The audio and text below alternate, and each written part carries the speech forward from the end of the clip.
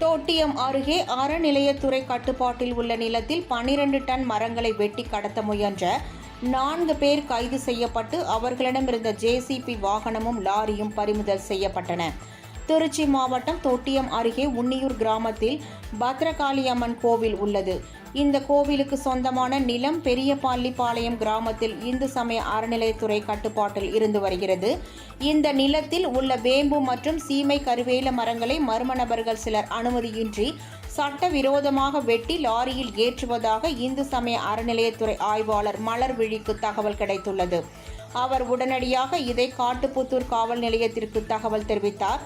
இதனை அடுத்து Thottiyam inspector Gnanasekaran, Kattuputhur sub inspector Shankar, போலீசார் மற்றும் கோவில் அறங்காவலர் குழு தலைவர் மாணிக்க வாசகம், ஆய்வாளர் மலர்விழி ஆகியோர் சம்பவ இடத்திற்கு சென்று ஜேசிபி எந்திரம் மூலம் மரங்களை வெட்டி லாரியில் ஏற்றிக்கொண்டிருந்த நபர்களை பிடித்து விசாரணை செய்தனர்.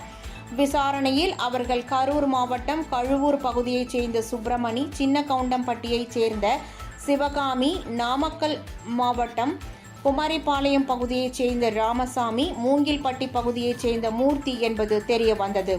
பின்னர் காட்டுப்புதூர் போலீசார் வழக்கு பதிந்து 4 பேரையும் கைது செய்து மரங்களை கடத்துவதற்கு பயன்படுத்தப்பட்ட ஜேசிபி எந்திரம், லாரி ஆகியவற்றை பறிமுதல் செய்தனர்.